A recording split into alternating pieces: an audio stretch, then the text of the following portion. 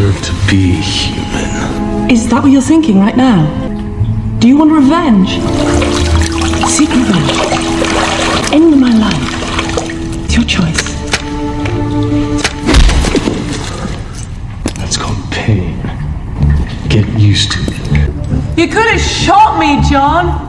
Sa disyerto ng Mexico, isang lalaki ang naghuhukay sa ilang mga debris nang hindi sinasadyang nakakita siya ng nakatagong butas sa lupa na may lamang Nazi flag na nakabalot sa isang spearhead. Pagkahawak niya rito, isang madilim na puwersa ang kumontrol sa kanyang katawan na ngayon ay tila kusa na lamang gumalaw. Nang subukan niyang tumawid sa kalsada, bigla siyang nabangga ng isang sasakyan, ngunit ang kotse ang siyang nadurog. Isang nakakatakot na simbolo ang lumitaw sa kanyang pulsuhan at patuloy lang siyang naglakad na parang walang nangyari. Samantala, sa isang apartment sa Los Angeles, isang ina ang nagbukas ng pinto at napasigaw nang makita ang kanyang anak na babae na nakadikit sa kisame habang umuungol na parang halimaw. Agad na humingi ng tulong ang pamilya, ngunit walang sapat na kakayahan si Father Hennessy upang harapin ang gaya nito, kaya ipinatawag niya si John Constantine. Si John ay eksperto sa lahat ng may kinalaman sa mga kababalaghan, tulad ng eksorsismo at demonolohiya. Isa rin siyang matinding chain smoker. Nadatnan ni John ang sinapiang babae na nakatali sa kama, at agad niyang binuksan ang bintana upang papasukin ang sikat ng araw, na labis namang ikinagalit ng babae. Pagkatapos ay idiniin niya ang isang anting-anting sa noo ng babae at nasunog nito ang balat niya, dahilan upang magsimula siyang manginig at sumigaw, habang binibigkas ni John ang isang orasyon. Ilang sandali pa, biglang tumigil sa paggalaw ang babae, ngunit maya-maya pa ay may lumabas na nakakatakot na nilalang mula sa kanyang leeg at inatake si John. Agad niya naman itong sinuntok upang maibalik sa katawan ng babae. Pagkatapos nito, humingi si John ng salamin sa pamilya, saka ito itinaas sa ibabaw ng babae habang binabasag niya ang bintana, at inutusan ang kanyang assistant na si Chaz na ilipat ang sasakyan. Nang maitala na ang salamin sa isang puli, sinabi niya sa lahat na ipikit ang kanilang mga mata, ngunit may isang lalaki ang sumilip at agad na nagsimulang sumigaw habang pumuputi ang kanyang mga buhok. Habang pilit na nilalabanan ng babae, pinilit ni John ang demonyo sa loob nito na tumingala, at mabilis na hinigop ng salamin ang nilalang palabas ng katawan at ikinulong doon.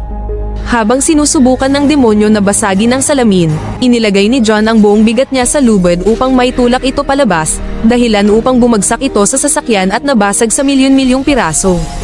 Nang papaalis na si John, nakita niya ang isang guhit ng maalamat na Spear of Destiny na siyang pumatay kay Jesus at ninakaw ito, hindi alam na may nagmamasid pala mula sa itaas habang naglalaro ng isang barya.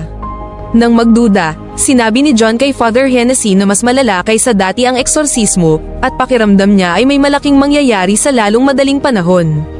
Nang gabing yun, nagising si Detective Angela sa isang kama sa ospital.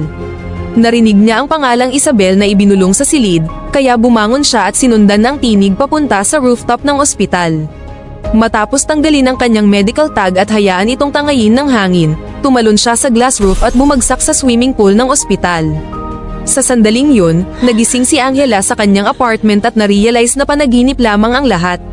Kinabukasan, ipinatawag siya sa ospital upang imbestigahan ang isang kaso, at labis siyang nadurog nang malaman na ang kanyang nakita kagabi ay isang vision. Ang namatay ay ang kanyang kambal na kapatid na si Isabel, at namatay ito sa eksaktong katulad ng kanyang napanaginipan. Na-admit si Isabel sa ospital bilang isang mental patient, ngunit kilalang kilala ni Angela ang kanyang kapatid kaya tumanggi siyang maniwala na kusa itong nagpakamatay. Kasabay nito sa Mexico, ang lalaking may hawak ng sibat ay gumawa ng napakataas na pagtalon upang makatawid sa border, dahilan upang biglang mamatay ang lahat ng hayop sa paligid. Samantala, nagsimulang magsuka ng dugo si John kaya pumunta siya sa isang doktor. Sa kasamaang palad, nakatanggap siya ng masamang balita. Dahil sa matinding paninigarilyo, nagkaroon siya ng lung cancer at wala na siyang gaanong panahon para mabuhay. Kalaunan, pagdating niya sa bahay, dinalaw siya ni Beeman, na may dalang samot-saring kagamitan na maaaring gamitin ni John sa kanyang mga misyon, kabilang na ang isang baril na nagpapaputok ng dragon breath. Ikinwento ni John kay Beeman ang tungkol sa demonyong nagtangkang tumakas patungo sa mundo ng tao, isang bagay na hindi dapat mangyari dahil maaari lamang sumapi ang mga demonyo sa katawan ng tao at hindi tuluyang makatawid. Dahil dito, nangako si Beeman na magsasaliksik siya tungkol dito. Pagkatapos nito, nagtungo si John sa isang simbahan kung saan nakasalubong niya si Angela, at nagkaroon sila ng maikling pagtatalo kung sino ang naunang dumating. Kinausap ni Angela ang pari dahil nais niyang mabigyan si Isabel ng isang katolikong libing, ngunit tumanggi ang pari dahil mortal na kasalanan ang pagpapakamatay. Kasabay nito, nakita ni John ang half-breed angel na si Gabriel at napansin niya ang mga pakpak nito, na tanging mga taong may espesyal na kakayahan lamang ang nakakakita. Tinanong ni John si Gabriel kung maaari bang pahabain ng Diyos ang kanyang buhay, ngunit tinawanan lamang siya nito dahil naniniwala siyang wala ng pag-asang makapasok pa si John sa langit. Ipinaalala naman ni John na marami na siyang demonyong ipinabalik sa impyerno at dapat ay sapat na itong kabayaran para sa kanyang kasalanan, ngunit ipinaliwanag ni Gabriel na tanging tunay na pagsasakripisyo sa sarili at pananampalataya, ang tanging bagay na magdadala sa kanya sa langit. Dahil inililigtas lamang ni John ang mga tao para sa sariling kapakinabangan at hindi dahil nais niya talaga silang tulungan, hindi yun maituturing na mabuting gawa.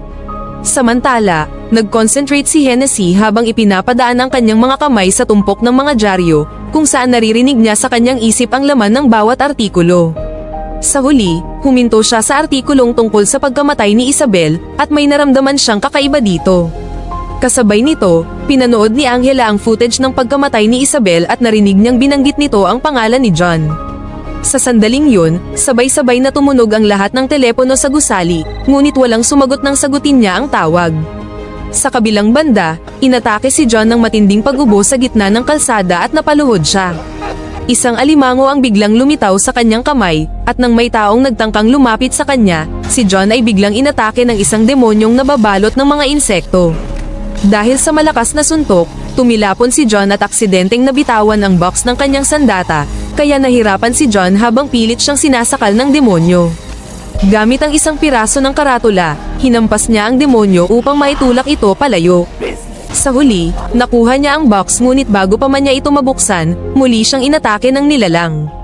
Nagpatuloy ang matinding labanan habang tumatakbo sila sa kalsada, hanggang sa ihagis ni John ang box at hayaan ng isang sasakyan na bumangga sa demonyo, na siyang ikinamatay nito. Pagkatapos ay tinapakan niya ang lahat ng natitirang insekto. Kalaunan ng gabing yun, nagtungo sina John at Chaz sa Midnight Nightclub, isang lugar kung saan nagtitipon ang mga supernatural na nilalang. Doon, isang test ang ginawa sa entrance upang i-check kung kayang makita ng bisita ang drawing sa card. Pinayagang makapasok si John, ngunit si Chaz ay hindi pinayagang makapasok dahil wala siyang ganoong kakayahan. Sa loob ng club, busy ang mga tao sa iba't ibang kalayawan ngunit hindi sila pinansin ni John at dumiretso siya sa backroom, kung saan nakilala niya ang may-ari na si Papa Midnight. Isa siyang makapangyarihang occultist na hindi tulad ni John ay mas piniling manatiling neutral sa digmaan sa pagitan ng langit at impyerno. Ikinwento ni John ang tungkol sa demonyong umatake sa kanya, ngunit hindi siya pinaniwalaan ni Midnight dahil ayon sa mga tuntuning sinusunod ng magkabilang panig, hindi maaaring gumala sa mundo ang mga purong demonyo. Bigla silang inistorbo ng half-breed demon na si Baltazar, na patuloy na naglalaro ng barya habang tinutokso si John. Nang gantihan siya ni John ng pagbabanta, agad silang pinatigil ni Midnight at pinaalalahan ng bawal ang gulo sa kanyang club. Muling inatake si John ng matinding pag-ubo, kaya napilitan siyang lumabas na ng club. Kalaunan sa bahay, dinalaw si John ni Angela, na humingi ng tulong dahil naniniwala siyang may ibang taong nagtulak kay Isabel upang magpakamatay. Gayunpaman, sa tingin ni John ay desperado lamang si Angela na mapunta sa langit ang kanyang kapatid, kaya tinanggihan niya ito. Sa sandaling yun, nakita niya ang mga anino sa labas na humahabol kay Angela, kaya sinundan niya ito at nagpa siyang maaaring konektado ang kaso nito sa mga kamakailang demonic incidents. Ipinaliwanag ni Angela na hindi siya naniniwala sa mga demonyo, nang biglang magsimulang mamatay ang mga ilaw sa paligid nila, maliban sa isang Mama Mary statue sa isang display window.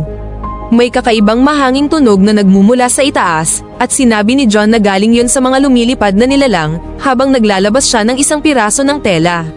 Nang sindihan niya ito gamit ang banal na liwanag, lumitaw ang mga demonyong nakapaligid sa kanila, na agad na nasunog hanggang maging abo. Nasuka si Angela dahil sa amoy ng sulfur, at iginiit ni John na siya ang puntirya ng mga demonyo, hindi siya.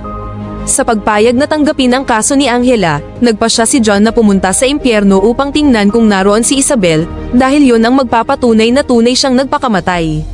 Sa apartment ni Angela, inilagay ni John ang kanyang mga paa sa isang palangganang may tubig na magsisilbing conduit, at pinalabas si Angela bago hawakan ng alaga nitong pusi dahil may koneksyon daw ang mga pusa sa kababalaghan. Sa pamamagitan ng pagtitig sa mga mata ng pusa, nakagawa si John ng koneksyon at tumigil ang oras sa paligid niya bago siya napunta sa impyerno. Habang hawak ang banal na tubig bilang proteksyon, naglakad si John sa nakakatakot na tanawin ng impyerno, habang binabaliwala ang malalakas na hangin, mga demonyo at mga naghihirap na kaluluwa, hanggang sa makita niya si Isabel sa gilid ng isang gusali. Habang napapalibutan sila ng mga demonyo, binanggit ni Isabel ang pangalan ni John at tinanggal ang kanyang medical tag, kaya hinabol ito ni John. Habang nahuhulog si Isabel, hinabol naman ng mga demonyo si John at nagsitalon upang atakihin siya. Nang makuha ang medical tag, binasag ni John ang bote ng banal na tubig sa kanyang dibdib at agad siyang bumalik sa apartment ni Isabel habang umuusok ang buo niyang katawan. Ibinigay niya ang tag kay Angela at kinumpirmang tunay ngang nagpakamatay si Isabel at naparusahan ang kanyang kaluluwa dahil dito. Samantala, palihim na pumasok si Hennessy sa punerarya upang makita ang bangkay ni Isabel. Sinubukan niyang basahin ang alaala nito sa pamamagitan ng paghawak sa braso ng bangkay, ngunit biglang lumitaw ang isang nakakatakot na marka sa pulsuhan ni Isabel, dahilan para mapaatras siya sa takot. Sa sobrang takot, tinangka niyang uminom mula sa kanyang flask, ngunit ni isang patak ay walang lumabas. Sa sandaling yun, nakita siya ng isang gwardya kaya nagmamadaling tumakbo si Hennessy papunta sa isang tindahan, at desperadong sinubukang uminom mula sa iba't ibang bote ng alak, ngunit walang likidong lumalabas. Matapos basagin ng maraming bote, muli siyang bumagsak at nagsimulang mabulunan, kaya sa kanyang huling hininga, gumamit siya ng bottle opener upang gumuhit sa kanyang kamay. Sa sandaling yun, lumitaw si Baltazar habang nilalaro ang kanyang barya, nasisiyahang pinapanood ang dahan-dahang pagkamatay ni Hennessy. Dito nabunyag na nilinlang lamang si Hennessy ng demonyo upang isipin niyang walang laman ang mga bote, ngunit ang totoo ay nalulunod na siya sa dami nito. Samantala, ipinaliwanag ni John kay Angela na noong bata pa siya, nakakakita na siya ng iba't ibang supernatural na nilalang. Dahil hindi alam ng kanyang mga magulang ang gagawin, ipinadala siya ng mga ito sa isang mental institution upang gamutin, ngunit lalo lamang lumala ang kanyang kalagayan. Dahil sa takot at pakiramdam na isa siyang outcast, tinangka ng batang si John na magpakamatay, at opisyal siyang namatay sa loob ng 2 minuto. Gayunpaman, mas mabagal ang takbo ng oras sa impyerno, kaya pakiramdam niya ay habang buhay siyang naroon. Nagawa siyang buhayin ng mga paramedic, at dito na tuluyang tinanggap ni John na totoo ang lahat ng kanyang nakikita. Dahil sa bigat ng kanyang kasalanan, nakatakdang mapunta sa impyerno ang kaluluwa ni John, kaya ginugol niya ang kanyang buhay sa pag-eeksorsismo ng mga demonyo, umaasang makakamtan niya ang kaligtasan. Ang langit at impyerno ay nagkaroon ng pustahan sa kung sino ang makakakuha sa mga kaluluwa ng sangkatauhan, kaya lumikha sila ng mga half-breed tulad ni Gabriel at Baltazar, na bumubulong sa mga tao upang impluwensyahan silang gumawa ng mabuti o masama. Naputol ang kanilang usapan nang makatanggap si Angela ng tawag tungkol sa pagkamatay ni Hennessy, kaya agad na nagtungo ang dalawa sa pinangyarihan. Doon, napansin ni John ang dugo ang marka sa palad ni Hennessy, nakapareho ng simbolong nakita kina Isabel at sa lalaki sa Mexico. Nabunyag na iniwan ito ni Hennessy para kay John. Matapos gumawa ng kopya, ipinadala niya ito kay Beeman for research. Pagkatapos nito, nagtungo sila sa silid ni Isabel sa ospital at pinagsalitaan ni John si Angela, pilit siyang pinapaalala ng anumang detalye na maaaring magsilbing clue. Sa huli, naalala ni Angela na noong mga bata pa sila, meron silang lihim na paraan para makipag-usap sa isa't isa, kaya hiningahan niya ang bintana, hanggang sa magfog ito at lumitaw ang mensaheng Corinthians 17, isang talatang hindi naman talaga umiiral. Habang nagmamaneho palayo sina John at Angela, tinawagan nila si Beeman, na ipinaliwanag na ang Biblia ng impyerno ay mas maraming talata kaysa sa karaniwang Biblia. Ang Corinthians 17 ay tungkol sa anak ng demonyo na si Mammon, na magdadala ng walang hanggang kadiliman sa sangkatauhan, at ang simbolo nito ang parehong marka na nakita sa kamay ni Hennessy. Nais ni Mammon na agawin ang kontrol mula kay Lucifer, at upang magawa iyon, kailangan niya ng isang makapangyarihang psychic at isang banal na nilalang. Habang nagsasalita si Beeman, bigla siyang nautal at tila naramdaman niyang may paparating para sa kanya. Dahil dito, agad niyang ibinaba ang telepono bago magsimulang lumabas ang mga insekto mula sa kanyang mga mata. Sa pag-aalala, sina John at Angela ay nagmamadali upang tingnan si Beeman, ngunit huli na ang lahat dahil nadatnan nila itong patay na at nababalot ng mga insekto. Samantala, ang lalaking may dala ng spearhead ay nagnakaw ng isang sasakyan at nagsimulang magmaneho patungong Los Angeles. Sa kabilang banda, inamin na ni Angela kay John na noong mga bata pa sila ni Isabel, nakakakita rin sila ng mga kakaibang bagay. Gayunpaman, nang sumailalim si Isabel sa treatment para sa mental illness, nagsimulang itanggi ni Angela ang lahat, hanggang sa tuluyan siyang nawala ng kakayahang makakita ng kababalaghan. Ngayon, pakiramdam niya ay pinabayaan niya si Isabel, kaya nakiusap siya kay John na tulungan siyang makakita muli. Pumayag naman dito si John at pinuno ang bathtub ng tubig, bago pinahiga doon si Angela. Pilit niya siyang inilubog kahit nagsisimula na siyang mawalan ng hangin, at nagpumiglas si Angela laban dito ngunit wala siyang nagawa. Nang tuluyan na siyang nalunod, bumagal ang oras sa paligid, bago bumalik sa normal makalipas ang 1 segundo. Sapat na ang sandaling yun upang makarating si Angela sa impyerno at maibalik ang kanyang kakayahan. Ilang sandali pa, bigla siyang may naramdaman kaya agad siyang nagtungo sa opisina ni Biman, kung saan nakita niya ang barya ni Baltazar. Sa pagkainis, nag-assemble si John ng isang sandata upang pagbayarin si Baltazar sa pagpatay sa kanyang kaibigan, at pagkatapos ay pumunta na sa kanyang opisina kasama si Angela.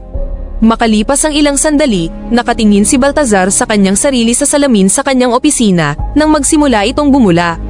Sa sandaling yun, pinasabog ng Dragon's Breath ang salamin at umilapon si Baltazar, ngunit hindi siya nasaktan ng apoy. Pagkatapos ay binuhusan siya ni John ng banal na tubig, na siyang tunay na nakasunog sa mukha ng demonyo, dahilan upang itakal siya nito sa pader at sinakal siya. Dahil sa pag-atake, nabitawan ni John ang Dragon's Breath, ngunit naglabas siya ng brass knuckles na may ukit na mga cross, at ginamit ito upang paulit-ulit na suntukin si Baltazar, hanggang matumba ito sa mesa. Pagkatapos ay tumayo siya kay Baltazar habang may hawak na Biblia, nagbantang bibinditahan siya sa halip na i-exercise siya, upang ang kanyang kaluluwa ay mapunta sa langit. Sa takot, ibinunyag ni Baltazar na kailangan ni Mama ng Spear of Destiny upang makapasok sa mundo ng mga tao. Sa sandaling yun, lumitaw si Angela sa likuran ni John, at natawa si Baltazar habang ibinubunyag na si Angela talaga ang kanilang target at dinala niya sa kanila, kaya agad siyang binaril ni John. Matapos umalis ang dalawa, isang misteryosong nilalang ang lumapit kay Baltazar. Nakiusap ang demonyo na buhayin siyang muli dahil natapos niya ang kanyang misyon, ngunit pinanood lamang siya ng nilalang habang tuluyan siyang naglalaho. Habang papaalis sina John at Angela, na-realize ni Angela na nagpakamatay si Isabel upang hindi siya magamit ng mga demonyo sa pagpapalaya kay Mammon, at ngayong patay na siya, si Angela naman ang nais nilang gamitin. Biglang nakaramdam ng kakaiba si Angela, at may puwersang humila sa kanya palabas ng elevator door at tumagos sa napakaraming pader. Tumalon si John sa mga butas upang habulin siya, ngunit kalaunan ay hinila si Angela paitaas sa himpapawid hanggang sa tuluyan na siyang hindi naabot ni John. Sa pagiging desperado, agad na nagtungo si John sa club at binaril ang likuran na pinto upang hingi ng isang silya, kaya gumanti si Midnight gamit ang mahika at pinin siya sa pader. Habang namimilipit sa sakit, ipinaliwanag ni John na wala nang sumusunod sa mga patakaran, at sa huli ay pumayag na si Midnight na tulungan siya. Sa imbakan ng mga artifact, kinuha nila ang isang silyang ginamit noon sa parusang kamatayan. Tinanggal ni John ang kanyang sapatos at matapos basain ang sahig, kinuryente siya ni Midnight gamit ang isang bumbilya. Dahil dito, nagkaroon si John ng pangitain kung saan nakita niya ang lalaking may hawak ng spearhead na papunta sa ospital, kung saan nagtitipon ng napakaraming demonyong sumasapi sa mga tao. Isang demonyo ang nagtangkang atakihin si John, ngunit mabilis siyang hinila palabas ni Midnight. Pagkatapos nito, naghanda si Chaz ng mga espesyal na bala para kay John at ginulat siya sa isang plano. Samantala, ibinagsak si Angela sa swimming pool ng ospital at doon niya nakita ang lalaking may spearhead. Pinagbabaril niya ito hanggang maubusan siya ng bala, ngunit wala itong epekto at hinila siya ng lalaki sa ilalim ng tubig. Hindi nagtagal, sina John at Chaz ay dumating na din sa ospital. Nagtungo si Chaz sa water tank upang basbasan ito gamit ang banal na cross, habang si John naman ay hinanap ang mga demonyo, at inilapit ang lighter sa fire alarm upang paganahin ang sprinkler system. Nagsimulang umulan ng banal na tubig sa buong silid at nanghina ang mga demonyo, kaya isa-isang pinagbabaril ni John ang mga ito hanggang sa mapatay silang lahat. Ilan sa mga demonyo ang nagtangkang atakihin sila, ngunit mabilis silang nabaril ni John, bagaman kalaunan ay naubusan din siya ng bala. Sa kabutihang palad, dumating si Chaz at pinatay ang natitirang mga halimaw. Pagkatapos ay hinanap nina John at Chaz si Angela, na nooy pilit na nilulunod ng lalaking Meksikano. Nang mapunta si Angela sa impyerno, narinig niyang binubulong ni Mammon ang kanyang pangalan, bago ito sumugod sa kanya. Sa mismong sandaling yun, pumasok si John sa pool room at nakita ang bangkay ng lalaking Meksikano. Nagsimulang kumulo ang tubig at lumitaw ang sinapiang si Angela, ngunit tumanggi si John na patayin siya. Nagkaroon ng matinding labanan habang sinusubukan ni John na i-exercise siya, ngunit hinila siya ni Angela sa ilalim ng tubig upang lunurin siya. Mabilis na tumalon si Chaz upang tumulong, at sabay nilang pinigilan si Angela sa sahig. Sinimulang sabihin ni John ang orasyon habang nagpupumiglas si Angela, hanggang sa bigla itong bumalik sa normal. Sa kasamaang palad, hindi pa tapos ang lahat dahil nasa loob pa rin ng kanyang tiyan si Mammon, at pilit itong lumalabas. Sa pagkakataong ito, nakisabay si Chaz sa pagbigkas ng orasyon at matapos ang matinding pagsisikap, tila nawala na si Mammon. Nang walang babala, itinulak si Chaz paitaas at malakas na ihinampas sa kisame, dahilan upang agad siyang mamatay.